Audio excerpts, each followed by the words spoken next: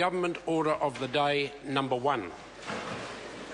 Social Security Fraud Measures and Debt Recovery Amendment Bill, third reading. Honourable Chester Burrows. And Debt Recovery Amendment Bill now be read a third time. Mr Speaker, as the House considers our final vote on this bill, I would like to ask members to turn their minds to the principles at the heart of this particular bill, to think for a moment about what it is in this bill that it is trying to achieve. To my mind, it can be summed up in one word: it's about fairness. Welfare fraud is inherently unfair. Once someone takes money from the welfare system they are not entitled to, no one really wins. Once someone it's not fair on the taxpayer who funds the system. They give from their paycheck money they have earned to allow our government and society to function. Often I have found those most vocal and most angry about welfare fraud to be people on lower wages, people who themselves have to work hard. Order. I'm sorry to interrupt the honourable member. I'm sure members know why I'm standing. Would you please show some courtesy to the Minister trying to address the business of the House?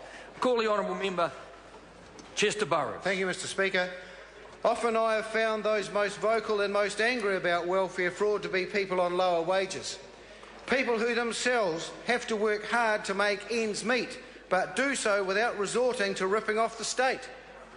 It is not fair on them to have the funds that they have provided taken by a fraud, and it's not fair on other beneficiaries.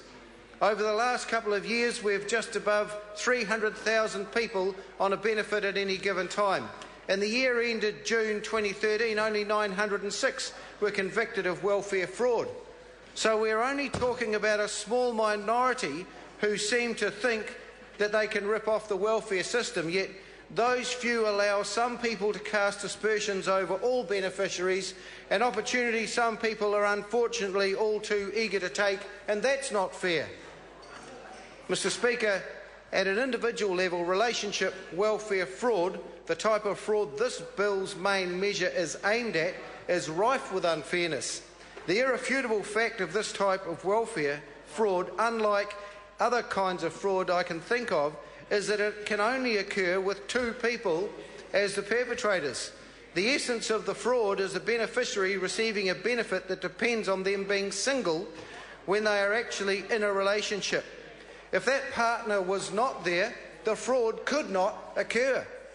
And let's step through a hypothetical example of how this happens. Most commonly, we're dealing with a woman on a sole parent support benefit, the new DPB. She has entered a relationship which is absolutely fine. You do not give up your right to a love life when you come onto a benefit. Communities are founded on strong relationships. Individuals and families prosper in good relationships, and so we should encourage them. Later, that relationship turns more serious. It moves from something casual into something that, for all intents and purposes, looks like a marriage. They become emotionally and financially interdependent. It is at this point, whether they sign on the dotted line or not, that her circumstances have changed. She is receiving money based on the fact that she is a single mother, but is no longer single. Again, for the vast majority of beneficiaries, at this point, they have a conversation with their caseworker at MSD and their entitlement can be changed, yet some choose not to. Time passes, the relationship continues, and then 5 years later it comes to our attention that she has been receiving money she was not entitled to. An investigation is carried out. The ministry established that she has received $100,000 she was not entitled to, and she has repeatedly signed forms reasserting that she is single despite that being untrue, and a prosecution is commenced. Mr Speaker, it is here that our bill will make a difference. Under the law as it stands, the beneficiary faces the law alone. She is liable for the entire $100,000 of debt.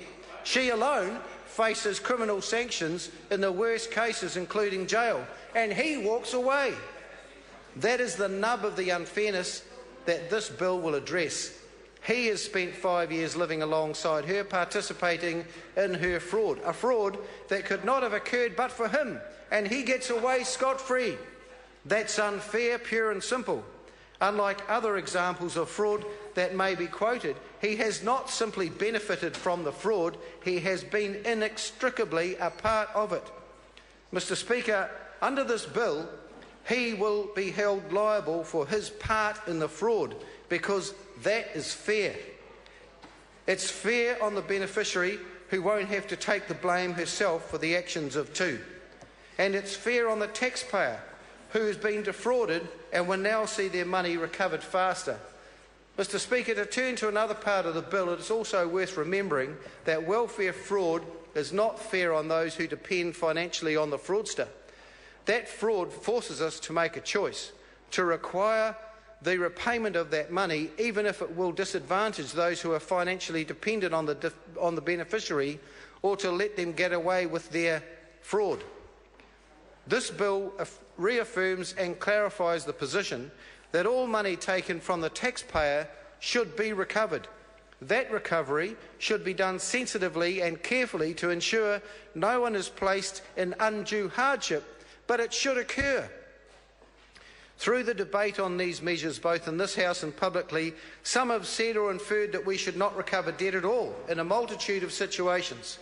They would see fraudsters escape unpunished and the taxpayer's loss remain by adopting the most cautious and precautionary approaches.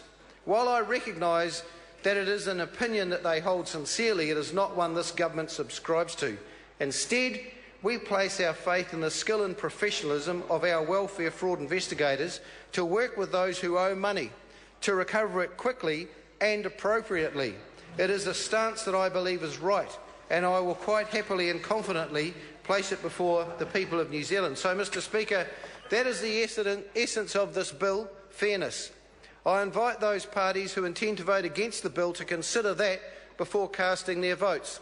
Whatever they think of this government's policies around other types of fraud or other issues of social welfare, are they willing to record their vote against such a simple and such a fair change? Mr. Speaker, before I finish, I'd like to acknowledge those who have contributed to this bill. I'd like to acknowledge members across the House who have engaged with me on this subject. It has been a robust debate. There are areas where we disagree, but I appreciate the generally constructive and open way members from all parties have engaged on this bill. And I want to acknowledge officials from the Ministry of Social Development who have assisted me to develop and will go on to implement this bill. It has been my pleasure to work with them on this and on this government's wider fraud reform package. I've found them without fail to be a group who exemplify the highest standards of professionalism in the public service.